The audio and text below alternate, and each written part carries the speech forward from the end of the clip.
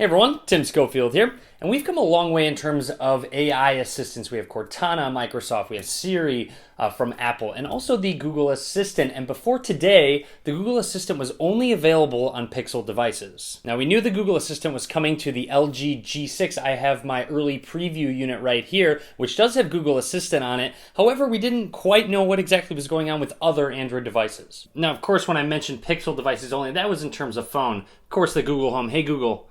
How's it going?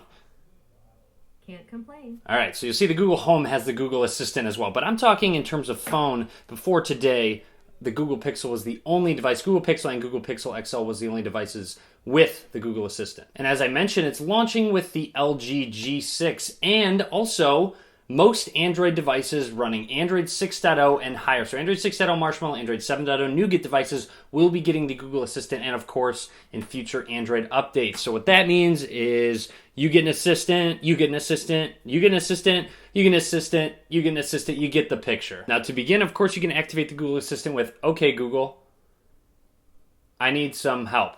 And of course, that's going to be the only time I say those two words just because I don't want to be activating your phone throughout the video, so don't worry about that. Now, the other way to activate it is by long pressing the home button right here. So you'll see activates the voice search right away, which is a bit of a problem for some people. It's why some people may or may not want this update. To give you an example, here's my Google Nexus device, which I actually thought would be first. I thought Nexus devices would probably get the update before other Android devices, but that's not the case. Let's go ahead and press and hold the home button on the Nexus 6P, and you'll see it loads up the screen search, so to speak. And with screen search, it loads up a search bar up at the top where you can type searches in. So you don't necessarily need to do a voice search right away. So pressing and holding activates a voice search regardless. Now, with that being said, I want to go ahead and talk about some complaints and questions that some people got in terms of the Google Assistant. So I press and hold on it.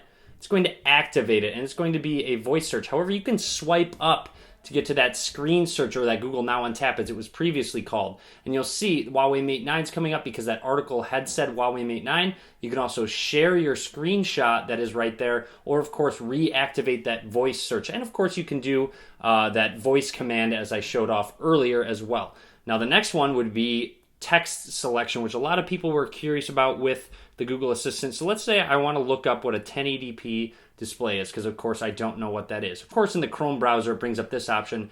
However, if I press and hold the home button, I can go ahead and swipe up, and what the results are going to give me is 1080p results.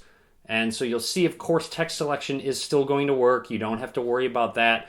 So that won't be missing either. And of course, like I said, share screenshot is still there within the assistant. You just have to remember that you have to swipe up now instead of actually pressing and holding and swiping up to a Google search or anything like that. That does nothing. You have to press and hold, physically let go, and then swipe up to get to your screen search. And also, don't get me wrong, the Google Assistant still has a little ways to go in terms of some search functionality. For example, what song is this?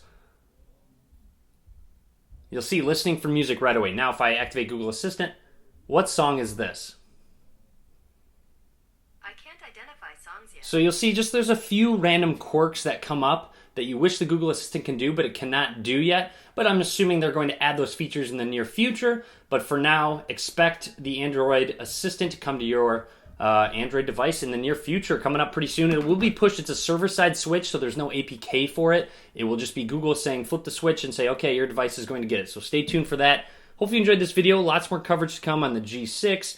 I do have other videos on it as well. I'll link to those down below, and just lots more to come in general. So as always, guys, thank you very much for watching. Be sure to subscribe.